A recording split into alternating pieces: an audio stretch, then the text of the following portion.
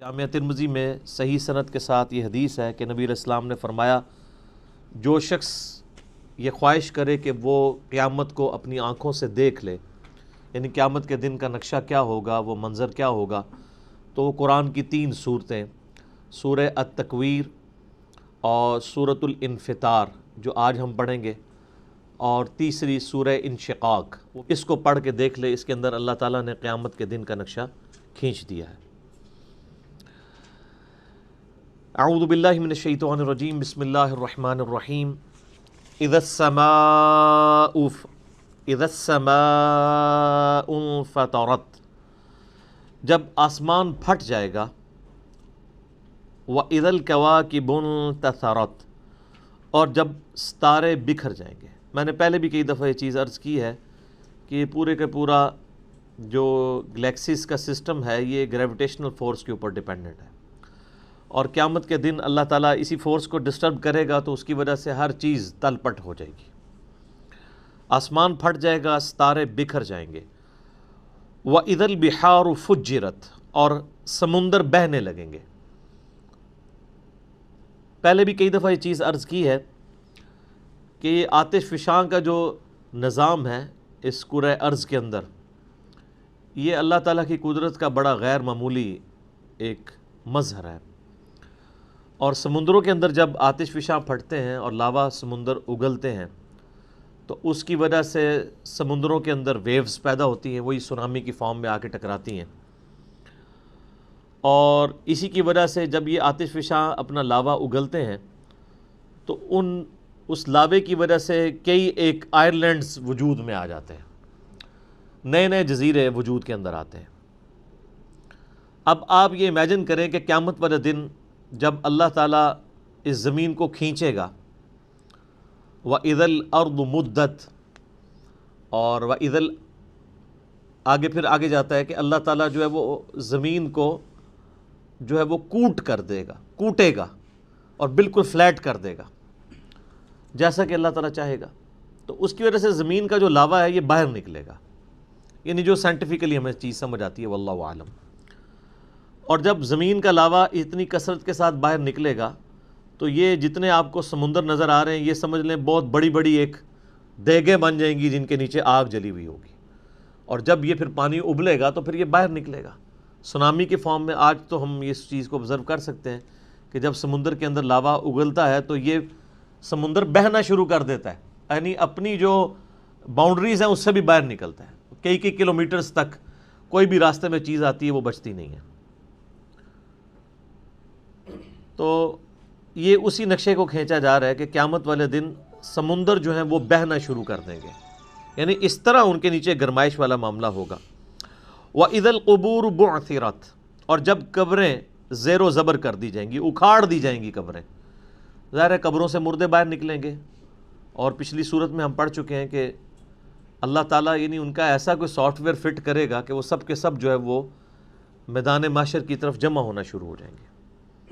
عَلِمَتْ نَفْسٌ مَا قَدَّمَتْ وَأَخَّرَتْ، ہر جان لے گی جو کچھ اس نے آگے اعمال بھیجے تھے یا پیچھے چھوڑ کر آیا تھا اپنے اثرات، یعنی کئی لوگ ہیں وہ اپنے اعمال تو آگے بھیجتے ہیں اور ساتھ ہی ساتھ دین کا ایسا کام کر کے جاتے ہیں کہ پیچھے اس کے اثرات باقی رہتے ہیں، جو لوگ اس کے اوپر عمل کرتے ہیں اس کا ثواب بھی اسے ملتا ہے، اور اگر وہ برے اعمال چھوڑ کے جاتے ہیں تو اپنا وبال تو چکھیں گے، جو پیچھے چھوڑ کے جائیں گے ان کا وبال بھی انہیں چکھنا پڑے گا۔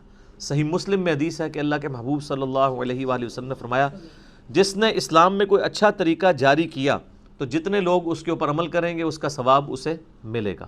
اچھی بدعت نہیں، سنتن حسنتن، اچھا طریقہ۔ جیسا کہ میں کہتا ہوں امام بخاری نے ایک اچھا طریقہ جاری کیا کہ نبی علیہ السلام کی احادیث کو کتابی شکل میں لکھا، حدیثیں وہی تھی کتابی شکل میں آئی، تو یہ ایک اچھا طریقہ ہے۔ اور آج کے دور میں اس کا اچھا طریقہ ہے کہ عربی سافٹ ویئرز بنائے گئے ہیں احادیث کی کتابوں کے، قرآن حکیم کے، اینڈرائڈ ایپس بن چکی ہیں، یہ سب کے سب اسلام میں اچھے طریقے ہیں۔ پہلے لوگ گٹھلیوں کے اوپر پڑھتے تھے، تسبیح کے دانوں پہ پڑھتے تھے، اب اس کی ماڈرن فارم جو ہے وہ الیکٹرانک کاؤنٹر کی شکل میں، یہ اسلام میں ایک اچھا طریقہ ہے۔ تو جس نے اسلام میں اچھا طریقہ جاری کیا، جتنے لوگ اس پر عمل کریں گے اس کا ثواب اس کو ملے گا اور ان کے اپنے ثواب میں بھی کمی نہیں ہوگی، اور جس نے اسلام میں برا طریقہ جاری کیا تو جتنے لوگ اس پہ عمل کریں گے اس کا وبال اس پہ ہوگا اور ان کے وبال میں بھی کمی نہیں آئے گی۔ یہ حدیث صحیح مسلم میں ہے۔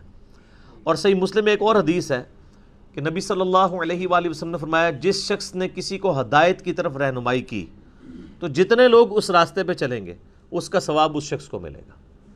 یعنی اس کائنات میں سب سے زیادہ نامہ اعمال میں جس کے ثواب جا رہا ہے وہ امام اعظم محمد رسول اللہ صلی اللہ علیہ وآلہ وسلم ہے، جنہوں نے پوری انسانیت کی رہنمائی کی ہے ہدایت کی طرف۔ اور جس شخص نے گمراہی کی طرف رہنمائی کی تو سب لوگوں کا وبال اس پر ہوگا اور ان کے اپنے وبال میں بھی کمی نہیں آئے گی۔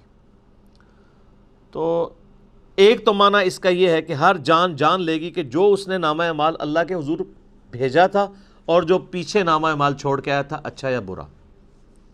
اور ایک دوسرا معنی بھی اس کا بنتا ہے، عالمت نفس ما قدمت و اخرت، ہر جان لے گی کہ جو کچھ اس نے مقدم رکھا اور جس چیز کو مؤخر کیا، جس چیز کو اس نے پرائورٹی دی اور جس نے اس کو پرائورٹی نہیں دی، کس چیز کو۔ یعنی ایک شخص دنیا کی زندگی کو ترجیح دیتا ہے اور اللہ کو اور آخرت کو پیچھے ڈال دیتا ہے، تو وہ شخص پھر وہ دیکھ لے گا کہ دنیا میں جو اس نے ترجیح دی تھی نا دنیا کی زندگی کو اور اللہ کو پیچھے ڈال دیا تھا، اس کا وبال چکھ لے گا۔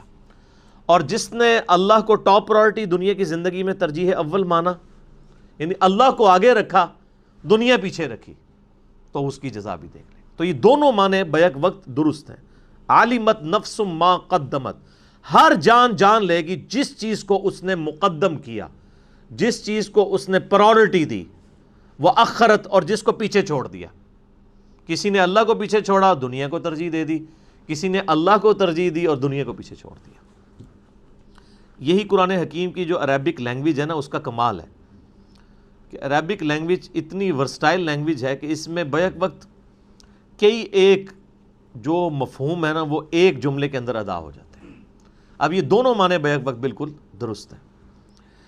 یا ایھا الانسان ما غرک بربک الکریم، قرآن حکیم میں چند جس کے کہتے ہیں نا کہ رکت والی آیات میں سے ایک آیت یہ ہے، اے انسان تجھے کس چیز نے دھوکے میں ڈال دیا اپنے اس کریم رب کے بارے میں۔ یعنی وہ رب جو کہ اپنی شان کے لائق اپنی باہیں پھیلائے ہوئے ہے کہ کوئی شخص اس کی رحمت میں داخل ہو جائے، اس رب سے تم دور بھاگ گئے۔ کس چیز نے تمہیں دھوکے میں ڈال دیا؟ وہ چیز ظاہر ہے دنیا کی محبت ہے، وہ بار بار قرآن حکیم میں اس چیز کا ذکر آتا ہے، اور اس چیز کو جو یوٹیلائز کرتی ہے پرسنالٹی وہ شیطان ہے۔ شیطان اور دنیا کی محبت یہی دو چیزیں ہیں کہ جو انسان کو اللہ سے غافل کرتی ہیں۔ نفس تو اعلی کار بنتا ہے ان چیزوں کا۔ تو اللہ تعالیٰ فرماتا ہے کہ اے انسان تجھے کس چیز نے اپنے اس کریم رب سے دھوکے میں ڈال دیا۔ ایک معنی تو یہ ہے کہ کس چیز نے تجھے اللہ سے دور کر دیا، اور دوسرا معنی اس کا یہ ہے کہ رب کے بارے میں دھوکا، اس کے جو کرم والی صفت ہے اس صفت کے حوالے سے تجھے کس چیز نے دھوکے میں ڈال دیا۔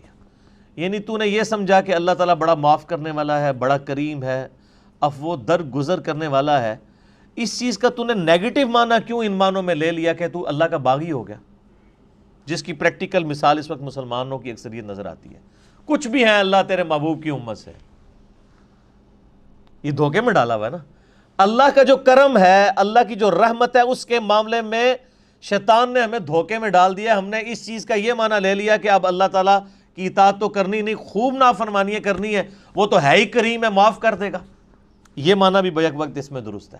یا ایھا الانسان ما غرک بربک الکریم، کس چیز نے تجھے اس کرم والے رب کے معاملے میں دھوکے میں ڈال دی؟ یعنی تجھ سے کوئی اللہ نے عہد لے لیا کہ تو خوب نافرمانیاں کر اور بغیر توبہ کے مر جا اور میں قیامت دن تجھے بخش دوں گا۔ تو نے اس کی رحمت کا ناجائز فائدہ اٹھانا شروع کر دیا۔ یہ معنی بھی بیک وقت اس میں درست ہے۔ الذی خلقک فسواک فعدلک، وہی اللہ ہے جس نے تجھے پیدا کیا اور خوب تیرا تسویہ کیا، درست کیا، اور پھر ہر چیز کو معتدل بنایا۔ یہ ایک آیت کے اندر ایسی قیامت مضمر ہے کہ گھنٹوں اس پہ بولا جا سکتا ہے۔ میں نے ایک لیکچر دیا ہے who is Allah in the light of latest scientific facts, Allah کون ہے جدید سائنسی حقائق کی روشنی میں، مسئلہ نمبر 60 ہے میرا، 60 نمبر، کہ اللہ تعالیٰ نے ہر چیز کو اتنی پرفیکشن کے ساتھ بنایا ہے. آج بھی آپ دیکھ لیں کوئی سائنٹسٹ، آپ نیشنل جغرافک چینل کھول کے دیکھ لیں، ڈسکوری کھول کے دیکھ لیں، یا آپ اینیمل پلانٹ دیکھ لیں، ہمیشہ جب بھی کسی اللہ تعالیٰ کی بنائی ہوئی جو مخلوق ہے، کریشن ہے، اس کو جب بھی ڈسکس کیا جا رہا ہوتا ہے نا، تو اس کی جو کوالٹیز ہیں وہ ڈسکس ہو رہی ہوتی ہیں. آج تک آپ نے کبھی یہ پروگرام کو ایسا سنا ہے کہ یہ ڈسکشن ہو رہی ہو کہ شعر کے اندر یہ والی خامی ہے، اگر یہ نہ ہوتی نا تو یہ پرفیکٹ ہوتا؟ ہمیشہ یہ ڈسکس ہو رہا ہوتا ہے کہ شعر کے اندر یہ جو کوالٹیز ہیں، اس کا فائدہ اس کو اس طرح ہوتا ہے، اس معاملے کا اس طرح ہوتا ہے، یہ چیز اس کے لیے بینیفیشری تھی. اسی طریقے سے مگرمچھ، کروکوڈائلز ڈسکس ہو رہے ہوتے ہیں تو بتایا جا رہا ہوتا ہے کہ ان میں یہ کوالٹیز پائی جاتی ہیں، یہ چیز اس کی اس کام آتی ہے، یہ چیز اس کی اس کام آتی ہے. ہمیشہ پازیٹیو ایفیکٹس ہی ڈسکس ہو رہے ہوتے ہیں.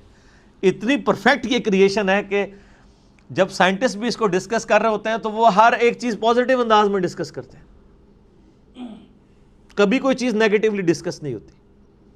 اور انسان تو پھر اس کی کریشن کا کلائمیکس ہے. انسان کو جب ڈسکس کیا جاتا ہے تو ایک ایک چیز اس کی ڈسکس ہو رہی ہوتی ہے. آپ دیکھیں کہ اللہ تعالیٰ نے انسان کو کتنا فلیکسیبل بنایا ہے.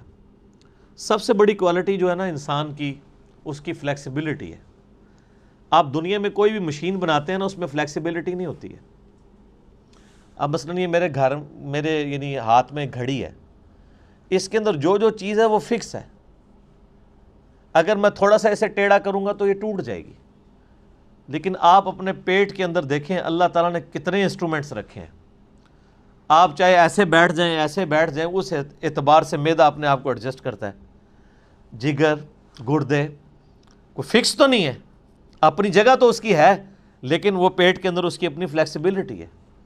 یہ آپ کو انسان کی بنائی ہوئی کسی چیز میں یہ فلیکسیبلٹی نظر نہیں آئے گی. وہ اسی فریڈم آف ایکسپریشن سے باہر نہیں نکل سکتا.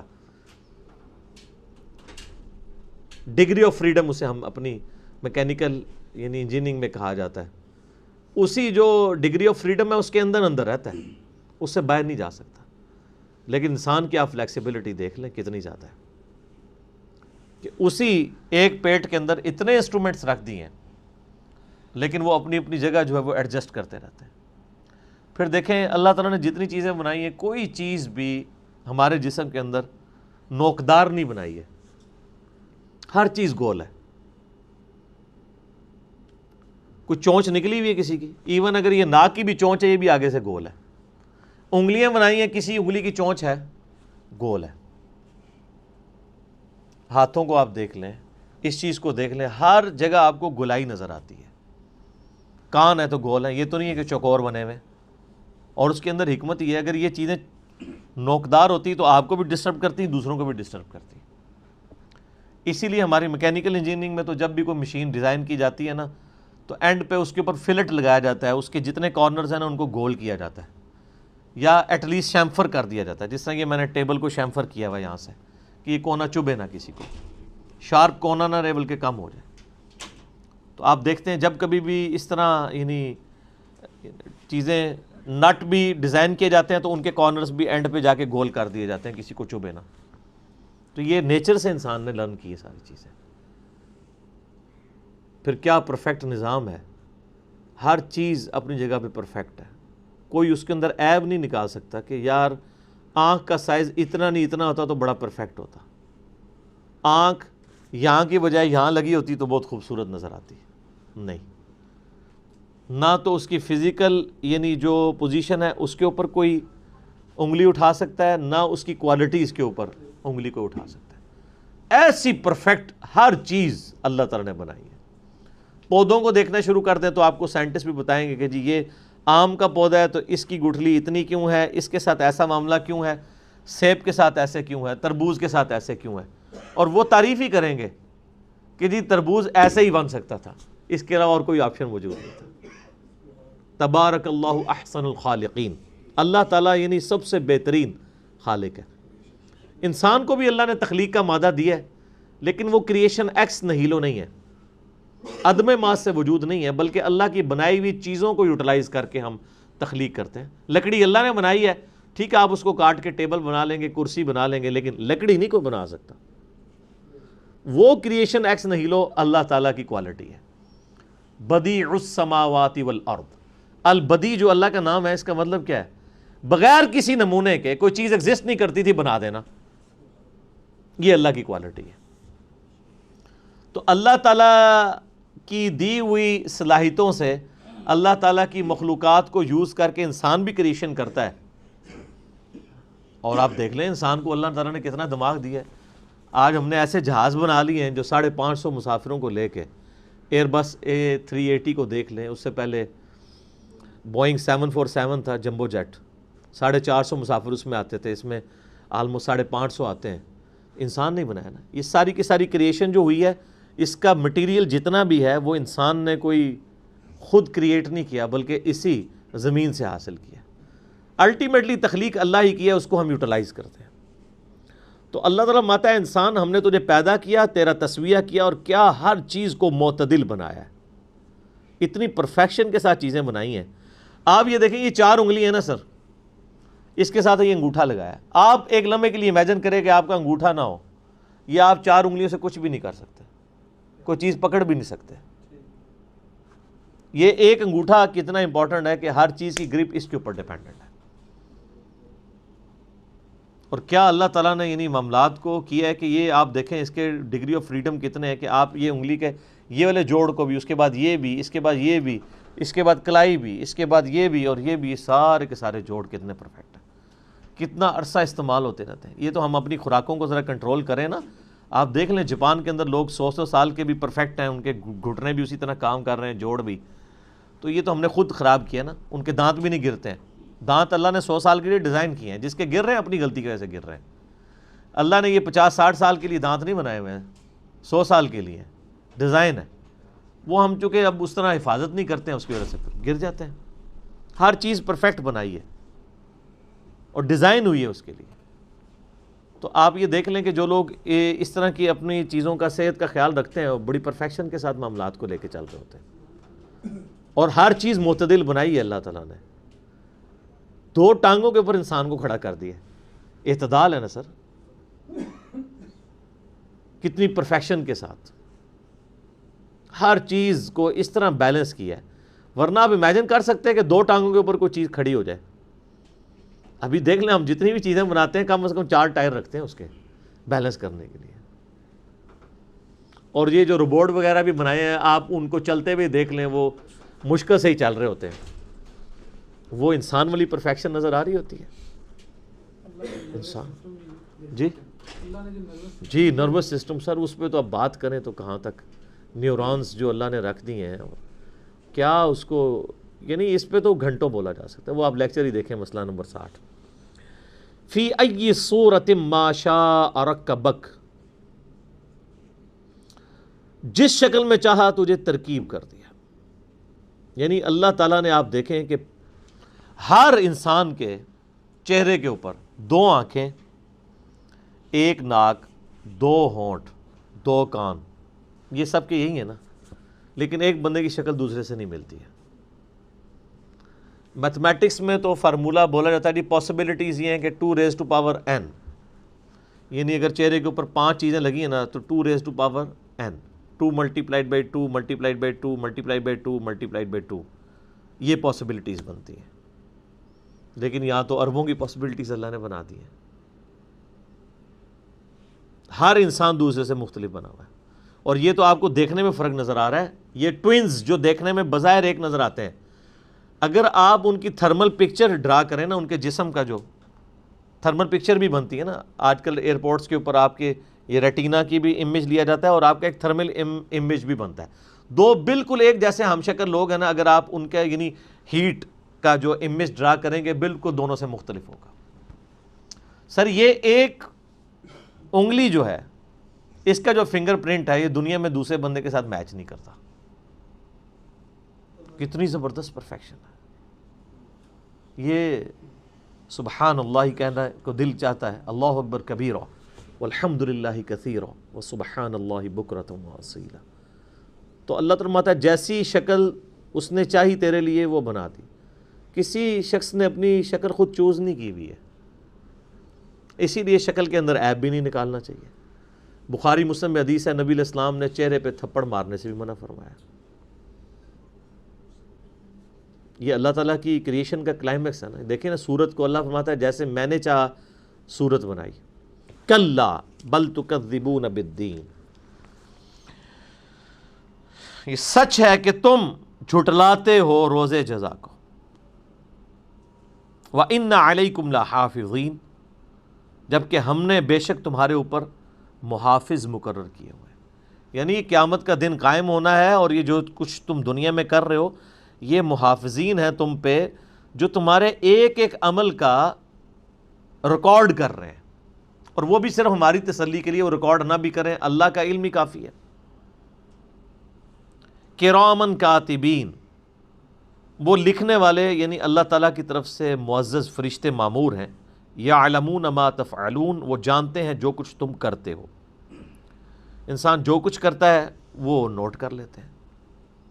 نیکی ہے تب بھی نوٹ ہو رہی ہے، برائی ہے تب بھی نوٹ ہو رہی ہے. اور قیامت والے دن نامہ اعمال لا کے انسان کے سامنے رکھا جائے گا، اور اللہ تعالیٰ فرمائے گا کہ آج اپنا نامہ اعمال پڑھ، آج تو اپنا حساب کرنے کو خود ہی کافی ہے. سورہ بنی اسرائیل میں آتا ہے ان الابرار لفی نعیم. اب یہ سب کچھ نامہ اعمال تو لکھے جا رہے ہیں، لیکن اس کے بعد انجام کار کیا ہونے والا ہے قیامت والے دن. بے شک جو نیکوکار لوگ ہیں وہ عیش و آرام میں ہوں گے، اللہ کی نعمتوں میں ہوں گے. وَإِنَّ الْفُجَّارَ لَفِي جَحِيمٍ، اور جو بدکار لوگ ہیں وہ جہنم کے اندر ہوں گے. اللہم اجرنا من النار، اللہم اجرنا من النار، اللہم اجرنا من النار، آمین. یصلونہا یوم الدین، وہ داخل ہوں گے اس جہنم میں اس بدلے کے دن، قیامت کے دن. وما ہم عنہا بغائبین، اور پھر وہ اس سے غائب نہیں ہو سکیں گے. کوئی نکل نہیں سکتا دوزخ سے. دنیا کی جیل تو کوئی توڑ کے نکل سکتا ہے، اللہ کی جیل سے کوئی نہیں نکل سکتا. وما ادراک ما یوم الدین، اور تمہیں کیا ادراک، تمہیں کیا خبر، تم کیا اسیس کر سکتے ہو کہ وہ جو روز جزا کا دن کیسا ہوگا. ثم ما ادراک ما یوم الدین، پھر تمہیں کیا معلوم کہ وہ قیامت کا دن کیسا ہوگا. یوم لا تملک نفس لنفس شیئا، وہ دن ایسا ہے جب کسی جان کو دوسری جان کا کوئی اختیار نہیں ہوگا.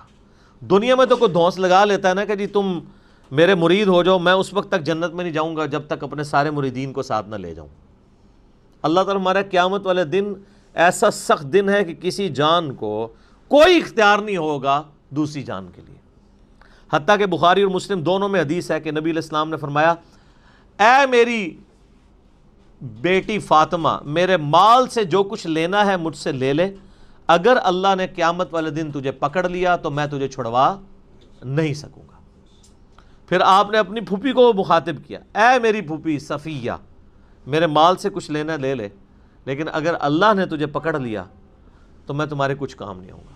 پھر آپ علیہ السلام نے اپنے خاندان کو مخاطب کیا، اے بنو ہاشم، دنیا میں کوئی معاملہ میں تمہارے ساتھ کر سکتا ہوں، اگر قیامت والے دن اللہ تعالیٰ نے تمہیں پکڑ لیا تو میں تمہارے کچھ کام نہیں آؤں گا. کتنا یعنی سخت معاملہ ہے. ان چیزوں کے ہوتے ہوئے کوئی شخص اتنی جرت کر سکتا ہے کہ وہ کہے کہ قیامت دن دیکھا جائے گا انشاءاللہ، میں تمہارے گناہوں کا بوجھ اٹھا لوں گا، یا میں انشاءاللہ تمہاری سفارش کر دوں گا. وَلِعَوْذُ بِاللَّهِ تَعَالَى. ایک شفاعت ہے وہ بالاذن ہے نبی علیہ السلام کی، وہ بھی بالوجاہت نہیں ہے، بالاذن ہے، دھونس کے ساتھ نہیں. اللہ جس کے لیے چاہے گا اس کے لیے آپ علیہ السلام کی سفارش قبول کر لی جائے گی. تو اللہ تعالیٰ ہمارا ہے اس دن کسی جان کو دوسری جان کا کوئی اختیار نہیں ہوگا. وَالْأَمْرُ يَوْمَئِذٍ لِلَّهِ، اور اس دن سارے کا سارا حکم اللہ ہی کا ہوگا.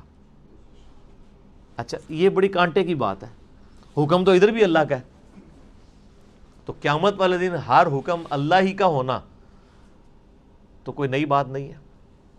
نئی بات ہے اس لیے کہ قیامت والے دن دوسرے کسی کی مرضی نہیں چلے گی. اس دنیا میں اللہ کے علاوہ بھی اور لوگوں کی مرضیاں چل رہی ہیں، انسان اپنی مرضی کی زندگی گزار رہے ہیں کیونکہ اللہ نے اختیار دیا ہے. اِنَّا هَدَيْنَاهُ السَّبِيلَ إِمَّا شَاكِرًا وَإِمَّا كَفُورًا، ہم نے ہدایت کا راستہ واضح کر دیا ہے، چاہے تو شکر گزاری کی روش اختیار کرو، خواہ ناشکری کی. یعنی کبھی ایسا نہیں ہوگا کہ اذان کی آواز آئے اور آپ مسجد کی طرف چلیں تو شیطان آپ کو روک لے فزیکلی آ کے کہ میں تمہیں مسجد میں نہیں جانے دوں گا. ایسا نہیں ہوگا. اور نہ ایسا ہوگا کہ اذان کی آواز آئے اور آپ مسجد میں جانا نہ چاہیں، آٹومیٹکلی آپ کے قدم اٹھ کے مسجد تک آپ پہنچیں. ایسا نہیں ہوگا. ایسا ہوتا نا اگر، پھر اللہ کا حکم چل رہا ہوتا. آپ دیکھیں کہ اللہ تعالیٰ نے اتنا با اختیار بنایا، آپ اپنے اعضاء کو اپنی مرضی سے حرکت دیتے ہیں. ٹھیک ہے کہ پوٹینشلی طاقت اس نے رکھی ہے، لیکن بہرحال وہ کر رہے تو آپ خود ہو رہے ہوتے ہیں. اپنی مرضی سے آپ کھانا کھا رہے ہوتے ہیں، اپنی مرضی سے ہاتھ برائی کی طرف بڑھاتے ہیں یا اچھائی کی طرف. ظاہر ہے اللہ کی طرف تو اسے منسوب نہیں کریں گے. اللہ نے تو پوٹینشل اختیار آپ کو دیا ہے، اس کے بعد آپ کی مرضی ہے، جو مرضی کریں. تو دنیا میں انسان کو بھی اختیار ہے، دنیا میں جنات کو بھی اختیار ہے کہ وہ اپنی مرضی سے شکر گزاری کی روش اختیار کر سکتے ہیں، ناشکری کی روش بھی. نافرمانی کریں گے تو کوئی پکڑ نہیں آئے گی دنیا میں، اور اگر کوئی تابع فرمان رہیں گے تو کوئی آپ کو ہار نہیں پہنایا جائے گا. آخرت کے اندر فیصلہ ہوگا. لیکن آخرت میں جا کے یہ والا معاملہ نہیں ہوگا کہ جو آپ دنیا میں کر رہے ہیں وہی آپ کی مرضی چلے. دنیا میں ہمارے اعضاء ہماری مرضی سے چل رہے ہیں نا.